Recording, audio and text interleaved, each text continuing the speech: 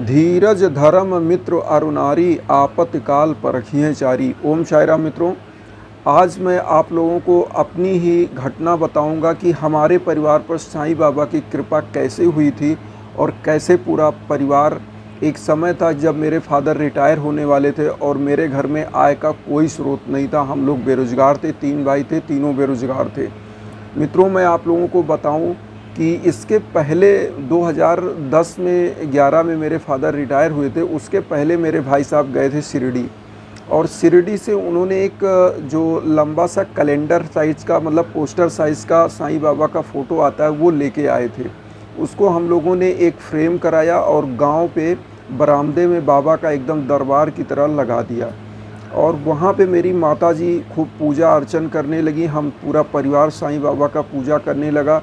इसके पहले भी हम लोग और भी ईश्वर की आस्था के साथ पूजा करते ही थे, लेकिन साईं बाबा की पूजा आराधना से मेरे घर में बहुत बड़ा चमत्कार हुआ। चमत्कार इस लेवल का मैं आपको बता दूं कि मेरे फादर जब तक जॉब में थे, मेरे पास कोई, केवल गांव का मकान छोड़ करके मेरे पास कहीं कोई ज़मीन नहीं थी, कहीं कोई मकान नहीं था। गांव को छोड़ करके जो पुश्तैनी था वही था। तो मैं आप लोगों को बताऊं, बाबा की पूजा अर्चना करते हुए हमारे बड़े वाले भाई साहब भी एक प्राइवेट फर्म में, वहाँ भी जो है बहुत अच्छे पद पे पहुँच गए। बीच वाले भाई साहब भी हमारे जो है सचिवालय में हो गए और हम जो है वकालत में आ गए।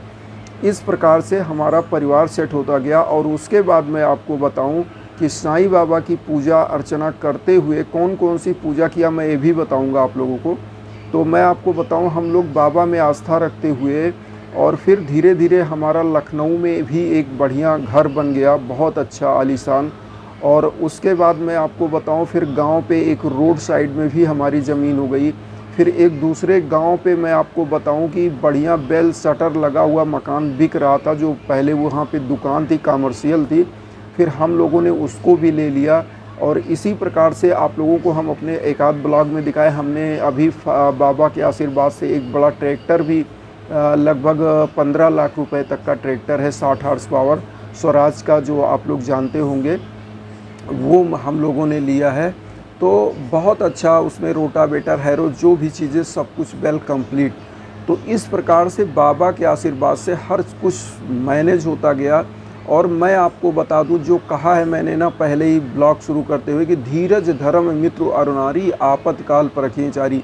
धीरज और धैर्य और धर्म की परीक्षा, आपके मित्र और आपकी स्त्री की परीक्षा आपत्ति काल में होती है। और मित्रों, मैं आपको बताऊं, हम लोग साईं बाबा की पूजा उस समय, उस अवस्था में करते रहे जब हमारे पास कुछ नहीं था। हम लोग कभी विचलित नहीं हुए। आज बाबा के आशीर्वाद से सब कुछ होता गया। और हमारे बड़े भाई साहब ने एक समिति बनाई, शंभू समर्थ सेवा समिति, और वो गरीबों के लिए भी काम करती है, मैं ये भी आपको बता दूं। और भाई साहब का भी यही मकसद था, मेरा भी मकसद था कि इस संस्था के माध्यम से गरीबों को 2 टाइम का अगर भोजन मिल सके, 1 टाइम का ही भोजन हम पहुंचा सके, तो मेरे लिए बहुत बड़ी बात होगी। तो इस पर भी हम लोग काम कर रहे हैं। समय समय पर हमारी संस्था यहाँ प्रयाग में लगती है और वहाँ भी हम करते हैं। अभी पैंडमिक पीरियड है, तो गांव के साइड में फादर के माध्यम से जो कोरोना पीड़ित हैं, जो गरीब हैं, उनको घर से हम लोग अपना दाल चावल आटा, जो भी हम लोग सपोर्ट कर पाते हैं, वो हम करते हैं। और हम लोगों के एक और सब यहाँ पे संस्था है, वो भी संस्था हम लोगों से माध्यम से ही संचालित है। तो वो संस्था भी प्रयाग में बहुत अच्छा काम कर रही है, और जिनका इंटरव्यू मैंने अपने चैनल पे पहले डाला भी था। तो इस प्रकार से मैं आपको बताऊं कि बहुत ज़्यादा काम हो रहे हैं। और मैं इस आपको ब्लॉग में ये भी बताना चाहता हूं कि हम लोग पूजा पद्धति कैसे करते थे। मैं आपको बताऊं, मेरी माताजी डेली रूटीन में, चूँकि मेरी माताजी पुराने समय की हैं और उस समय बहुत ज़्यादा शिक्षा दीक्षा नहीं था। उस समय ये था कि माताजी कक्षा 5-4 तक पढ़ी थी, तो उन्होंने साईं सच्चरित्र किसी और के माध्यम से पढ़वाती थी और सुनती थी, और इस प्रकार से वो सप्ताह पारायण करती थी। लेकिन बाबा जी की आरती, बाबा जी का पूरा बावनी चालीसा मेरी माताजी ने पूरा रट लिया, पूरा चीज़। कभी मैं आपको अपने गांव भी ले चलूँगा, उस ब्लॉग को ज़रूर दिखाऊंगा, गांव में कैसे हम लोग वहाँ पे बाबा का भव्य दरबार सजाया हुआ है, दरवाजे पे ही। और बहुत अच्छा वहाँ पे माताजी करती हैं। और मैं आपको बताऊँ तो वो इस तरह से आरती, सच्चरित्र और सब कुछ वो करती हैं ये पूजा। और मेरे परिवार में आपको बताऊँ, माताजी भोग लगाती हैं डेली, सुबह शाम दोनों टाइम मेरे यहाँ भोग लगता है। और भोग में मित्रों मैं बताऊँ बाबा का क्या चीज़ हम लोग चढ़ाते हैं। जैसे जो चीनी की तरह जो शक्कर होता है, शुगर, उसी की तरह एक मिश्री आती है। तो मिश्री और मुनक्का आप जानते होंगे, तो मुनक्का वो उसका भोग लगा के और पूरे परिवार में हम लोग बांट देते हैं प्रसाद के रूप में। तो पूरा परिवार वो खाता है और थोड़ा सा जल जो भोग लगता है तुलसी दल डाल के, सभी को छोटा सा चम्मच होता है, उसे सभी को पूरे परिवार को वितरित किया जाता है। तो इस प्रकार से वो चरणामृत बाबा का हम पूरे परिवार लोग पीते हैं। पूरा परिवार लेता है और किसी का स्वास्थ्य नहीं खराब होता है, किसी का कुछ नहीं। मैं आपको बताऊं कि सन 2010 के बाद से हमारे घर में बाबा का ऐसा टर्निंग पॉइंट आया कि आज मैं आपको बताऊं कि हम लोग मम्मी पापा को, मैं अभी पिछले साल जब कोरोना था इसके पहले वाले में 2019 के मतलब जब ये ठंडी के समय में, वही जब शुरुआत थी जनवरी के आसपास, मैं अपने माँ बाप को, हम मम्मी पापा और हमारे एक बड़े पिताजी के लड़के थे, उनको लेकर के अपने कास्ट पे हम लोग उनको लेके गए थे, बड़े पिताजी के लड़के को एसी का टिकट बुक करा के। तो इस प्रकार से हम लोग शिरडी गए, वहाँ भी माताजी ने हमारे, और वहाँ का एक चमत्कार मैं आपको बताऊँ कि मेरी माताजी ने वहाँ भक्त निवास में लेटी थी। तो मेरे घर पे मित्रों मैं आपको बताऊँ, मेरे यहाँ जनरली एक प्लास्टर जैसे ये दीवार में इस तरह से था, टाइल्स नहीं लगा था। तो मेरी माताजी ने ऐसे लेटे हुए कहा, हम लोगों के सामने कहा कि बाबा ऐसे ही मेरा भी कर देते, घर पे हम लोग भी सुखी से रहते।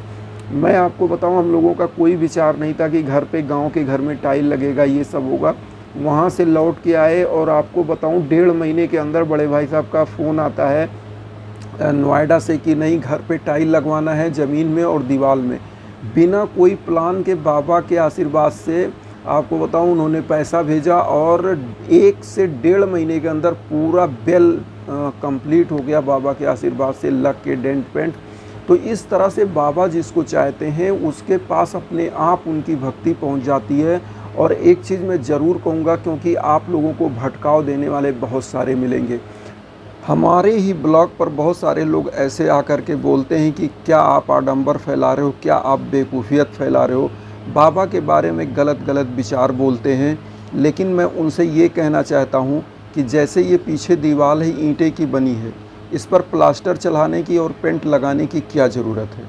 इसीलिए कि ये खूबसूरत लगे और इसमें एक रोचकता, रहना तो आप 4 दीवार एक छत में रह ही लोगे, लेकिन रहने में एक अलग आनंद आए, इसलिए हम लोग अच्छे दरवाजे, अच्छे पेंट, अच्छे पंखे, चीज़ें व्यवस्थाएं करते हैं। इसी प्रकार से हमारे धर्म में लिखा गया है कि हरि अनंत हरि कथा अनंता, कहाँ ये सुनय बहुविधि सब संता। तो मित्रों कहने का मतलब ईश्वर अनंत है, उसकी कथा भी अनंत है। अलग अलग प्रकार से लोग अपनी पूजा पद्धति है, अपने तरीके से लोग करते हैं। तो उसमें हस्तक्षेप करने वाले आप होते कौन हैं? मैं गा करके बाबा की पूजा करूं, मैं चिल्ला के करूं, मैं बाबा का कंठी पहन लूं, मैं बाबा को धारण करके लटका लूं, ये कहने की ज़रूरत नहीं है। मेरी आस्था, मेरा रुचि किस प्रकार से है, हमारे जो दर्शक हैं उनकी रुचि किस प्रकार से है, कोई टोका टाकी नहीं होनी चाहिए। सभी लोगों को धर्म के प्रति आस्था होनी चाहिए। इसीलिए कहा गया है कि धीरज धर्म मित्र अर नारी, आपत्ति काल परखे चारी। धीरज, धैर्य, धर्म, मित्र और अपनी स्त्री की परीक्षा आपत्ति काल में होती है। आपत्ति काल मीन्स जब आपको ऐसा लगे कि अब हमारे धर्म हम कर नहीं सकते, और ऐसी स्थिति हो, ऐसी विपत्ति की स्थिति हो जब लगे कि अब जीना मुश्किल नहीं है, फिर भी आप अपने धर्म से कभी अडिग ना हो। धीरज और धैर्य हमेशा बना के रखना है। किसी शायर ने लिखा है कि रख राह पर 2-4 ही कदम, मगर जरा तबीयत से हालात के रोना रोने वाले बल भूल, तेरी तकदीर ही तेरी तकदीर बदल पाएगी। तो यहाँ पर कहने का यहाँ मतलब क्या है कि आप हमेशा उस प्रभु को ध्यान रखिए। और सबसे बड़ा चीज़ कि जो हमारी मानवता है उसको ध्यान रखिए। मानवता की सेवा करना है हमको। हमको इस प्रकार से नहीं कि हम आडंबर फैला रहे हैं या हम ये कर रहे हैं वो कर रहे हैं। केवल कमेंट करने से काम नहीं चलेगा। किसी की वीडियो पे अगर मैं इस प्रकार से करूँगा तो क्या अगला आदमी अपना बुद्धि नहीं लगाएगा? देखिए, मेरा एक मकसद है, केवल वसुधैव कुटुंबकम की विचारधारा को लेकर के इस धर्म रूपी आस्था के जो डुबकी है उसमें हम लगाते रहें। हम किसी गलत मार्ग पर जाने से अच्छा है किसी धर्म के मार्ग पर चलें। और रहा सवाल कि साईं बाबा के बारे में क्या क्या चीज़ें फैलाई जा रही हैं, मैं नहीं जानता। मैं बस इतना जानता हूँ कि हमारे भारतवर्ष की भूमि पर जितने भी धर्म हैं सबको जानना, सबके बारे में हमारा आपका कर्तव्य है। तो ये सब जो आडंबर फैलाए जा रहे हैं, हमको आपको लड़ाने के लिए किया जा रहा है, उस सब से दूर रहिए, आस्था रखिए और पूजा करिए। बाबा हमेशा आपकी मनोकामनाएं पूरी करेंगे, जिस प्रकार से मेरे परिवार पर बाबा की कृपा हुई है। और मित्रों, अगर आपको मेरा ब्लॉग अच्छा लगे तो खूब सब्सक्राइब करिए और साईं भक्तों तक ज़रूर शेयर करिए। मैं ये कहूँगा और यही मैं चाहता हूँ कि आप लोग जितना जुड़ेंगे उतना ही दूर तक मैं अपनी आवाज़ पहुँचा पाऊँगा। इसी के साथ ओम साई राम।